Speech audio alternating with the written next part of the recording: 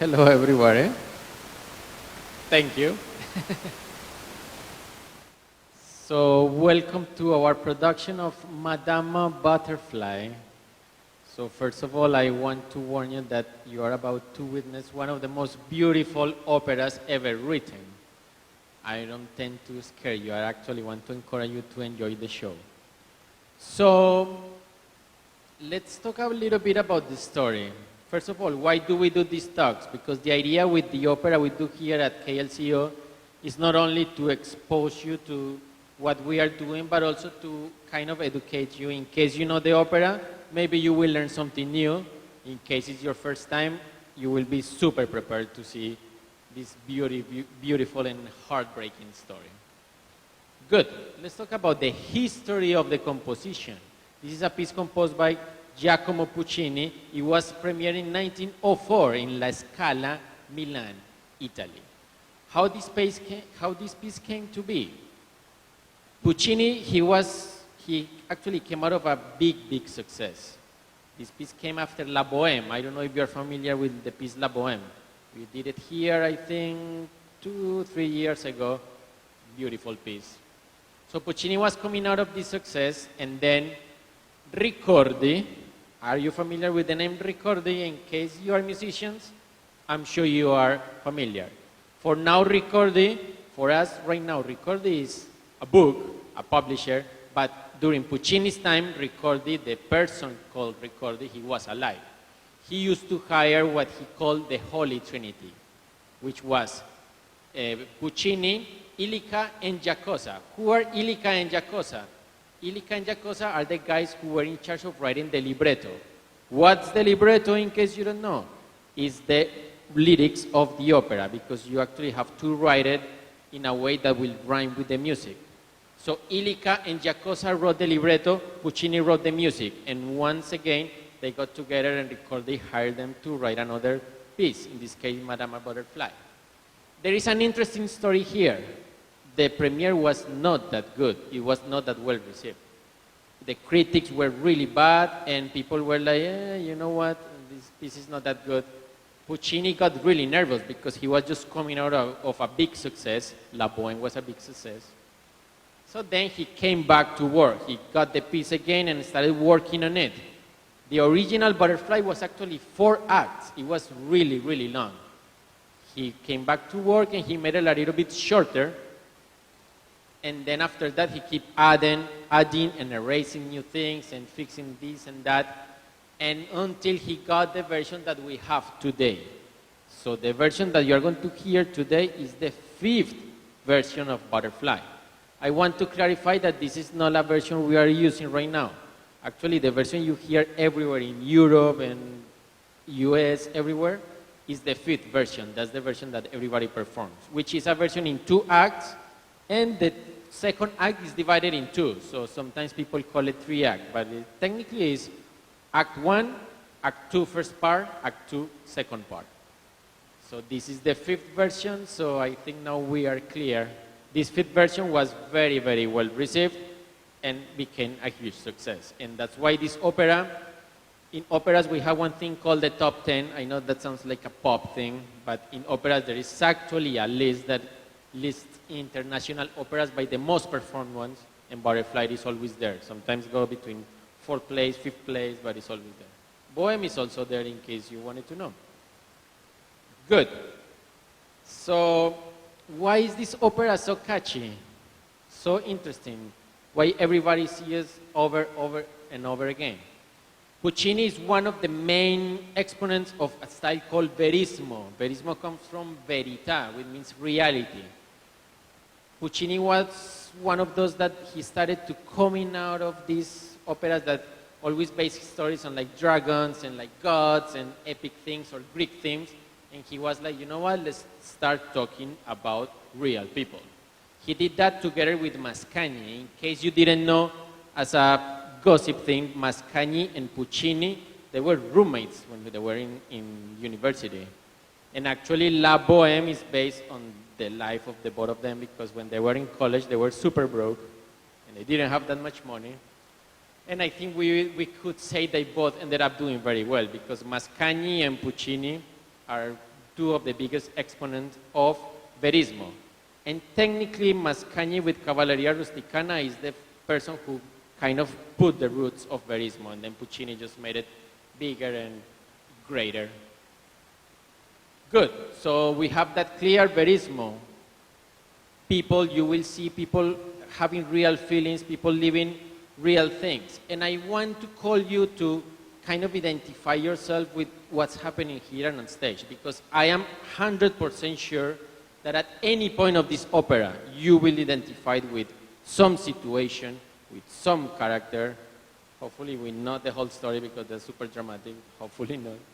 But something, you will be like, okay, this happens to me, or I could be this character, or this whole situation, or this first act, that's kind of similar to what happened in my life. And that's why these operas of verismo are so important, because they finally started talking about everyday people instead of gods and myths and kings and queens, which, like, I know we are all not that royalty. Good. Let's talk about the opera, the story. 3 acts. What happens in Act 1? We have Sharpless, who is the consul of the United States in Nagasaki. This piece is set in Nagasaki at the beginning of the 19th century. We have Sharpless, who is the Navy officer who just docked in Nagasaki. And what does he want? He wants an Asian wife, a Japanese wife. He calls this guy called Goro, one of my favorite characters, a bit annoying, because that's his character, to be annoying. He's like the match broker, like, oh yeah, I make business selling little girls and arranging marriages. And he actually finds a wife for Sharpless. For Pinkerton. I don't want to confuse you. And the wife is called Madama Butterfly. So now you see how important the character is. The opera has the name of the main character. The Japanese name of this character is Cho-Cho-san. So I want to clarify that because I don't want you to get confused, because you say like, oh, but this is supposed to be Butterfly, but everybody calls her Cho-Cho-san. It's Japanese name is Cho-Cho-san. The American name, we could say, is Madama Butterfly. They are about to get married. Everything is happiness. Madama Butterfly has a maid who is also kind of like a little sister and a friend. It's called Suzuki. They are all about to get married until the uncle, Cho-Cho-san's uncle, Madama's Butterfly uncle comes and breaks the wedding, starts screaming, Cho-Cho-san, and then everything goes bad after that. What happens is that Cho-Cho-san didn't tell any of her family members that she renounced her religion. She kind of threw away all her costumes and customs and everything just to marry this American guy. So everybody gets upset and everybody turns their back on Cho-Cho-san and they leave. Finally, the wedding gets on and then they get married, and then we have one of the most beautiful duets in the history of opera. If you are familiar with that, it's called Viene la Sera. It's not like that's the title, it's just that how it starts, and that's how we know these arias. This is really beautiful because this is the moment when finally they are both alone, married, and ready to spend the night together after all the mess that happens. And that's how the first act ends, full of love. As we could see, the first act is like happy, then drama, then fight, then love and happiness. We start with the second act. We will have a 20-minute intermission before that act. What's happening in that second act? Sharpless left and 3 years have passed. 3 years. What's happening is that Madama Butterfly, she is really, really in love with Pinkerton, and she's waiting and waiting and waiting for him. Like, oh, I'm sure he's going to come back. And Suzuki, the maid, the little sister, the friend, she keeps telling her, like, I don't think he's coming back. I think he left you for good. And she's like, no, no, no, he's coming back. I believe. She's very, very much in love. When they are about to give up because they are also running out of money. Remember, these are like geishas that they don't have a job. She cannot work as a geisha anymore because she's married already. When they are about to give up, you hear the cannon from the port boom. We have a cannon here, the big drum. When you hear that, they immediately thought like, oh, okay, what's happening? And yes, it's the arrival of Pinkerton. They have been waiting for him 3 years. So you really, really need to feel how exciting is that. I know for us, it's 20 minutes, but for these people here, it's 3 years. They get super excited, and then we have once again one of the most beautiful duets. This time it's not male and female, this time it's two female, soprano and mezzo-soprano. It's called the flower duet. Why it's called like that? Because they are preparing the house for the arrival of Pinkerton. So they clean the house, they fill it with flowers, and you will see that today, because this is kind of the Nagasaki, the house, the wedding place, everything. You will see them throwing flowers in the sky and preparing the house for the arrival of Pinkerton. Guess what? They wait and wait and wait. Night falls and Pinkerton doesn't arrive. They finally go to sleep with a beautiful, beautiful section called the humming choir. That's kind of like how Butterfly goes to sleep. And if you are familiar with opera or familiar with music, classical music, I'm sure you have heard the humming choir. It's beautiful and heartbreaking because you know what she's feeling and she's excited, like, oh, he's coming, and she will wait forever. They go to sleep, and that's how the second act, first part, ends. We will have a 5-minute intermission. The idea is that you don't go anywhere, we just change the sets and keep going. And then we have the third act, or second act, second part. And of that act, I'm not telling you anything, because I want to save you the end, okay? I am one of those that I wouldn't like to go to a movie and see a trailer that tells me the whole movie. So I'm not going to do that to you. In case you don't know this story, my advice is the story is actually on your program books. And my advice is do not read it. Why? Because let the story take you, and in case you are concerned because we are singing in Italian, don't worry, we have subtitles in English and Mandarin. So you will get the whole story. So don't panic, don't read the synopsis, save the surprise. If you know the story, yeah, prepare your tissues because it's going to end very, very bad and sad. I think that's it for tonight. I am very excited to see you. In case I didn't introduce myself, I will be conducting, so I will be back there. I also want to invite you to interact with us. Please don't be shy. Of course, we don't want you to text and call people. But if you see something funny, you don't have to stay quiet. You can laugh. We actually like when we know that the audience is interacting and reacting to what we are doing. Also, Puccini is really, really good at writing, and he wrote sections where you can actually clap. And it's written in the score, so don't feel shy. If you feel that, okay, the singer just did something amazing, the music will stop, clap, go for it, acknowledge what just happened. And I'm conducting, and if you are clapping, don't worry, I will wait for you to clap, so I won't conduct on top of your clapping. I also, before I leave, I would like to ask if you have any questions. Again, my idea with these talks is that we kind of break the barrier that everybody comes to a concert and you think we come from another planet, but we are actually same like you. Do you have any questions? If you have any questions, don't be shy. Yeah, sure. No, this is my third butterfly. I did one in Bulgaria, one in Hungary, and now I'm doing it here in Malaysia. But I'm very excited because in a recent interview, I commented that this is probably the best butterfly where all the cast will look Asian, and I think that makes a difference in a very positive way. I've done it twice in Europe, and they try so hard to look Asian, and here is just natural. So you will see and hear a very authentic Nagasaki setting here. Thank you for your question. Any other questions?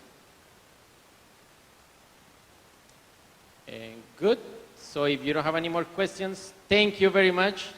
Don't read the third act. Save the surprise. See you later.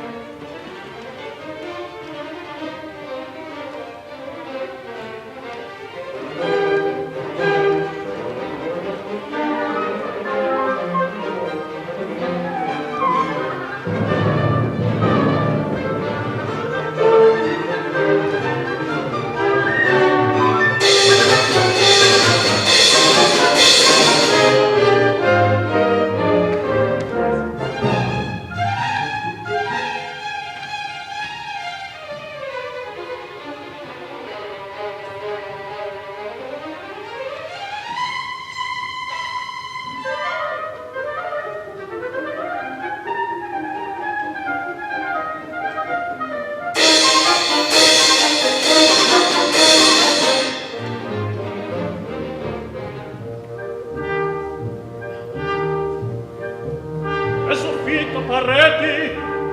Quando vengo la prova, norma che mi giova, nello stesso locale, Atena nuovi aspetti e consueti. In nino nuzial, dov'è? Io la secondo. Ma che sono più a fondo, la sala, ecco, all'aperto.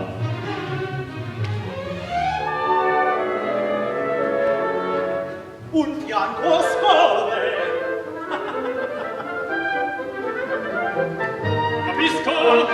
Capisco, un altro scivola e la dimora frivola. Sana come una giovane, da terra fino al tetto.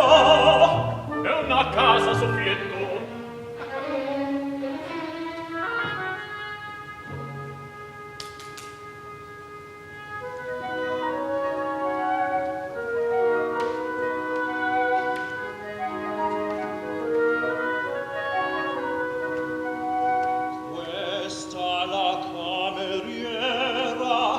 La vostra sposa fu già serva amorosa. Il cuoco, il servitor son confusi del grande onore nomi. Nessuno la leggera, agio di sol nascente e salerò.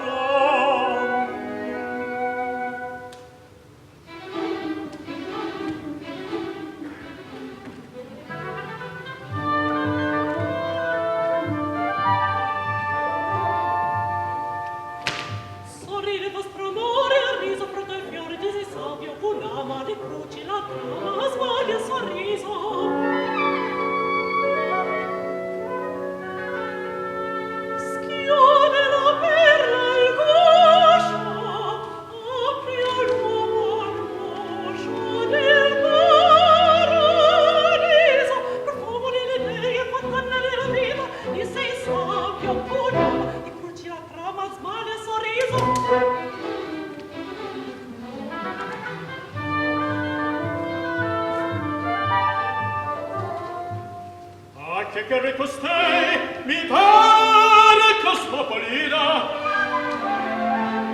Che guardi, se non giunge ancora la sposa, tutto è pronto, ogni cosa per la dissenzare.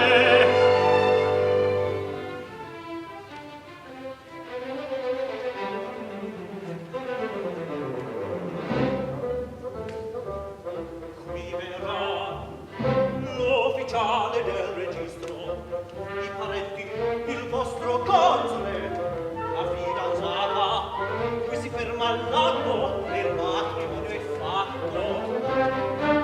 E son molti parenti, la suocera, la nonna, lo zio Bonzo, che non ci dirà di sua presenza, le cugine e le cugine, le fianco ascendenti e di collaterali.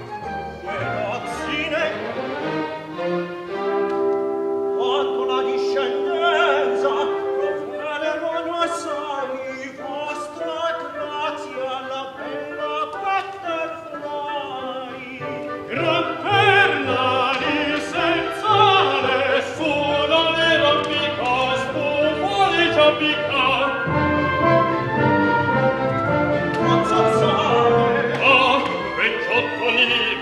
L'hanno sfiaccato e ne è arrivato. Presto Goro, qualche ristoro, allo bello.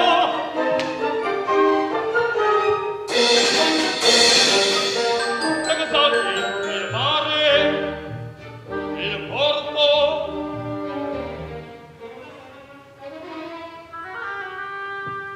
E una cassetta che obbedisce a baghetta, vostra la comperrai per 999 anni. Con facoltà ogni mese di recinere a ti sono questo paese e la stima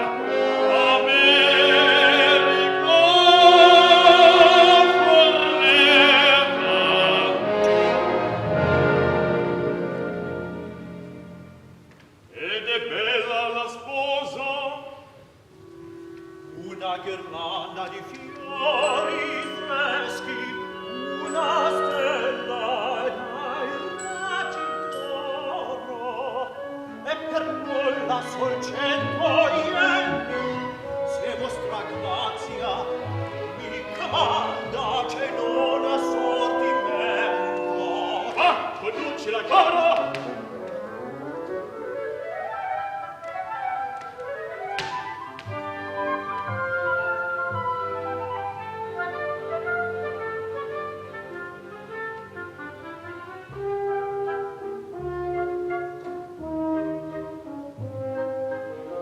Quale smanie vi prende? Sarresti addirittura poco. Non so, dipende dal grado di cottura. Amore al grillo dir non saprei, certo costei, ma con ingenue arti pescato, lieve qual tenue vetro soffiato, alla statura, al portamento, sembra figura da paravento, alla suo lucido fondo di laca, come col subito moto si stacca, e fa il valetto sguardanza reposa, una grazietta silenziosa, che rincorrerà.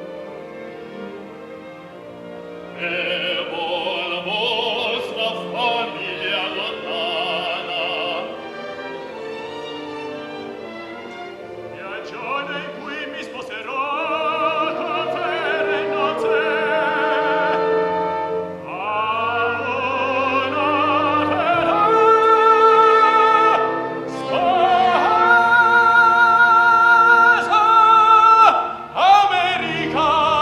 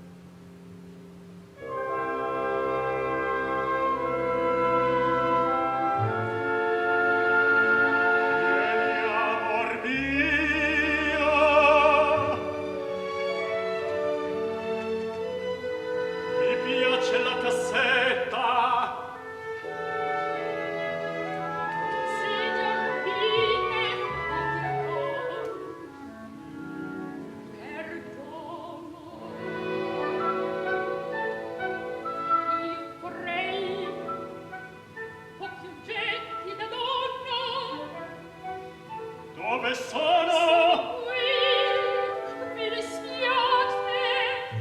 Oh, perché mai mia bella butterfly? Fazzoletti, la pipa, una cintura, un piccolo fermaglio, uno specchio, un ventaglio, Quel barattolo? passo addirittura. Oigo! Mi spiace. Via. E quello? Cosa sacra mia. E non si può vedere!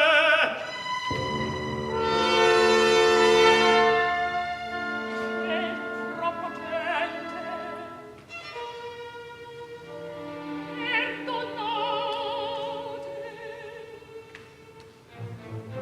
E un presente del vicaro a suo padre, o l'invito E suo padre? a mentito.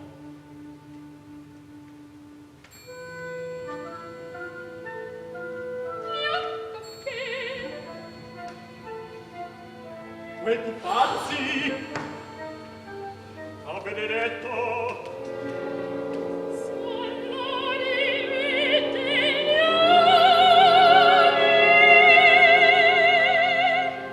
Ah, il mio rispetto!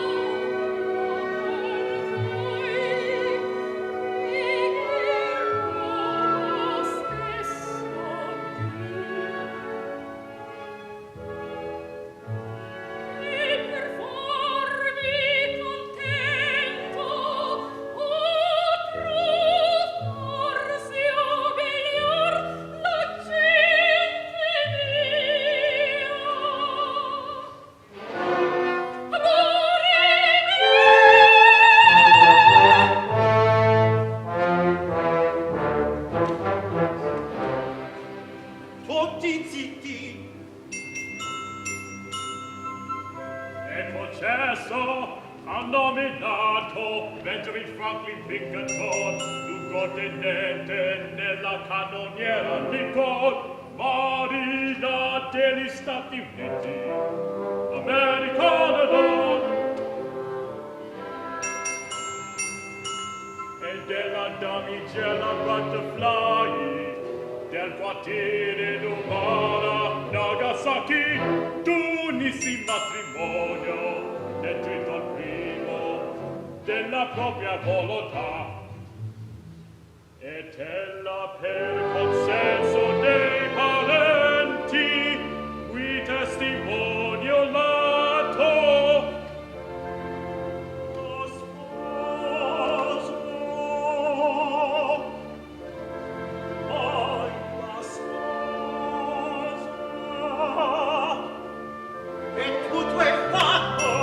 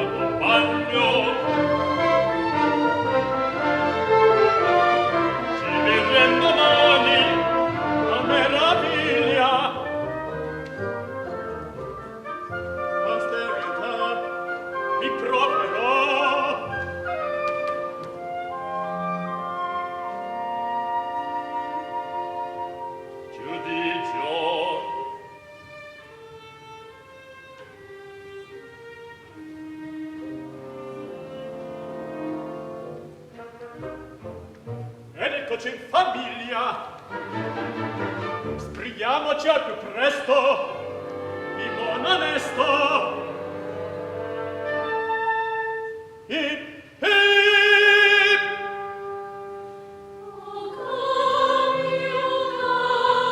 Beviamo i novissimi legami. Beviamo i novissimi legami.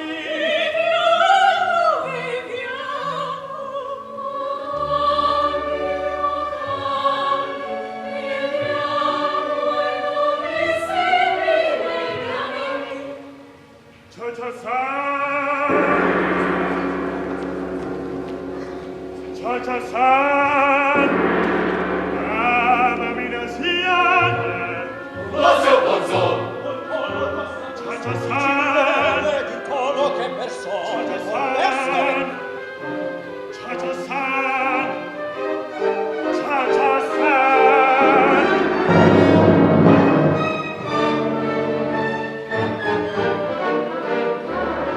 Che hai tu fatto alla missione? Rispondi, ciao-ciao-san!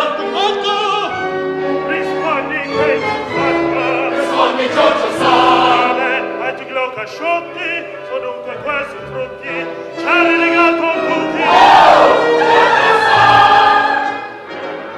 Rilegato mi dica, il collo antico. Camisa runda sico. L'animata costa, questo brillo un grosso.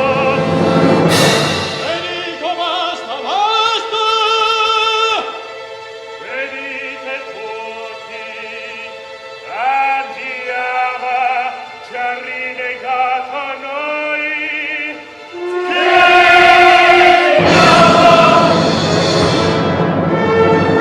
Sbarazzati un istante, in casa mia niente bacano e niente bolseria.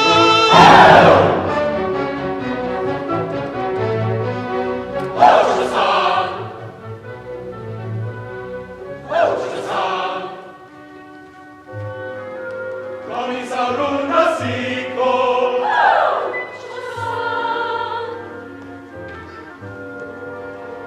Ti rileghiamo.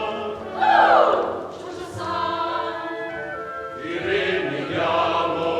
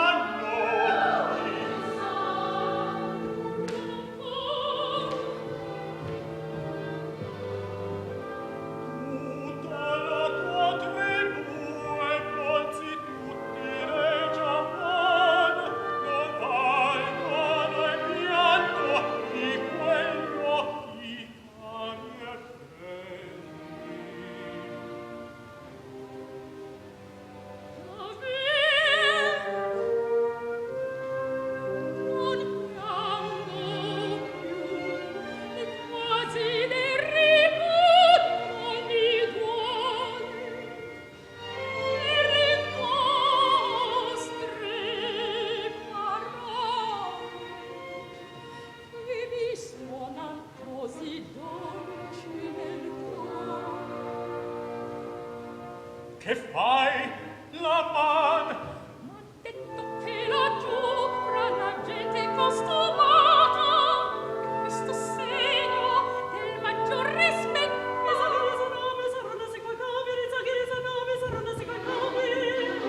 Chi pronto da lassù? e Suzuki che fa la sua preghiera serale.